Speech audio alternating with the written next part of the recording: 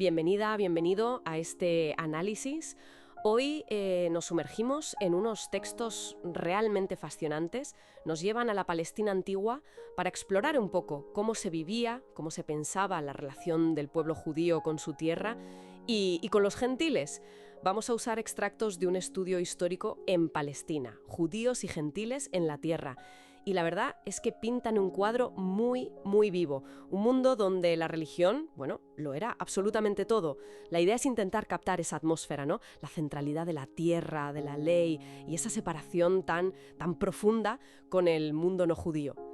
Exacto. Es que para la mentalidad judía ortodoxa de la época, Palestina no era solo un territorio, era la tierra. Así, en singular y con significado especial. El único lugar donde, según creían, residía la presencia divina, la Shekinah, y donde se podía recibir el espíritu profético. Todo lo demás era literalmente fuera de la tierra. O sea, una distinción radical. Totalmente. Y fíjate, la santidad no venía tanto del suelo en sí, sino de que Israel, el pueblo, lo habitara. Bueno, y cumpliera la ley allí. Y me ha llamado mucho la atención esa idea que resalta el texto sobre la preeminencia de Israel. Eso de creer que Dios creó el mundo por Israel, que Israel estaba en sus pensamientos incluso antes de la creación. ¿De dónde salía esa convicción tan fuerte? Pues fundamentalmente de dos cosas. Los méritos de los padres, sobre todo Abraham, claro, Isaac, Jacob, y, quizá más importante aún para algunos círculos, el estudio de la ley, de la Torá. El estudio por encima de todo. Sí, se consideraba la vocación suprema, incluso, fíjate, superior a las llamadas buenas obras, hasta el punto de que se decía que Dios mismo dedicaba horas en el cielo a estudiar la ley. Madre mía, eso contrasta muchísimo con la visión que tenían de la gente corriente, ¿no? Los Amharetz. Efectivamente, los Amharetz, que significa literalmente la gente de la tierra, pero se usaba para la gente común, sin instrucción en la ley, pues eran vistos casi con desdén, sí. Esta mentalidad, este énfasis en el linaje y en el conocimiento de la ley, explica mucho de ese orgullo identitario.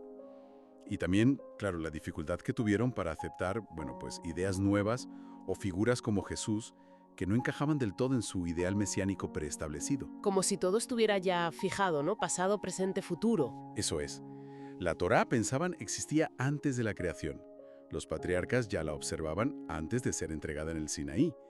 Incluso está esa tradición que dice que la ley se ofreció primero a los gentiles, pero que ellos la rechazaron. Lo cual refuerza aún más esa idea de separación fundamental que comentabas. Exacto.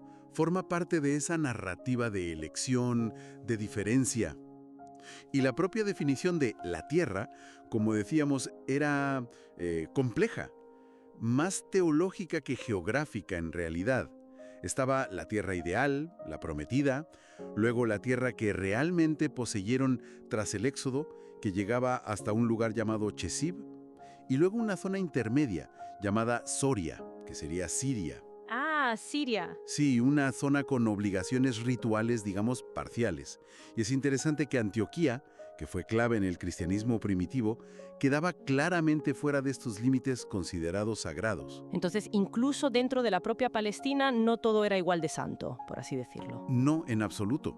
Había gradaciones. Distintas zonas, distintos niveles de santidad. Jerusalén más santa que el resto de Judea, el templo más que Jerusalén, y así hasta llegar al Sancta Sanctorum, el lugar santísimo, la máxima santidad. Pero lo que choca, y el texto lo subraya, es cómo convivía esa sacralidad tan intensa con el paganismo más evidente. Habla de ciudades helenísticas, con modelos griegos, y estas construidas por Herodes el Grande y sus sucesores, como Sebaste, Cesarea. Sí, eso es muy llamativo. Ciudades pobladas en gran parte por gentiles, con sus templos paganos, sus gimnasios, teatros, incluso con culto al emperador. ¿Y cuál era el objetivo? Pues claramente político. Helenizar la zona, romanizarla y mantener un control más férreo sobre la población judía. Esto lógicamente generaba tensiones, muchas tensiones. Como lo del águla romana que puso Herodes en el templo, ¿no? Ese fue un episodio, sí, con Herodes. Pero las protestas más fuertes, más masivas, vinieron después. Con gobernadores romanos como Pilato, o con Calígula, cuando intentaron meter estatuas o estandartes imperiales en Jerusalén o en el templo. Aunque curiosamente, el Talmud, esa enorme compilación de leyes y discusiones rabínicas, no llegaba a prohibir tajantemente ir al teatro, por ejemplo. Lo desaprobaba, eso sí. Y las imágenes, porque siempre se habla de la prohibición de imágenes. Ahí sí había mucho más rechazo, por la conexión directa con la idolatría, claro. Aunque también es verdad que con el tiempo, sobre todo en la diáspora, hubo cierta relajación en algunos ámbitos, como en las sinagogas. Todo esto nos lleva, claro, a ese concepto del muro de separación. No era solo una idea, era un sistema legal y social enorme para mantener aparte a judíos y gentiles. Un sistema increíblemente detallado, sí, basado por un lado en el absoluto aborrecimiento de la idolatría, que era vista como la peor ofensa a Dios, y por otro, pues, también hay que decirlo, en un profundo desprecio mutuo que reflejan las fuentes de la época. ¿Hasta qué punto llegaban esas reglas? Eran tremendamente estrictas. A ver, un niño gentil era considerado impuro desde el momento de nacer. Se prohibía, por ejemplo, ayudar a una madre gentil durante el parto. La razón que daban era para no contribuir a traer al mundo a un futuro idólatra. Increíble. ¿Y lo de salvarles la vida? Había discusión entre los rabinos, pero la opinión mayoritaria era que no había obligación de salvar a un gentil en peligro de muerte. Tampoco de provocarla, ojo, pero no de salvarlo activamente. Se les achacaban todo tipo de crímenes y costumbres consideradas viles. Sus casas eran impuras, sus alimentos. El vino era un tema aparte. El simple contacto o incluso que un gentil lo oliera podía contaminar el vino de un judío para uso ritual. O sea, una contaminación casi mágica, ¿no? Digamos que ritual. Y sus fiestas, por supuesto, eran impuras. Se prohibía cualquier trato comercial con ellos los días previos a sus festivales paganos, para no facilitar de ninguna manera la idolatría. Es un nivel de separación que hoy nos cuesta mucho imaginar, la verdad. El texto lo relaciona con la lógica interna del sistema y también con la historia sufrida por Israel, ¿no? Como una defensa... Sí, exacto. Era una mezcla de coherencia teológica interna, de mantener la pureza ritual y la identidad, y también, sin duda, una reacción a siglos de dominación y persecución por parte de pueblos paganos, una forma de autoprotección.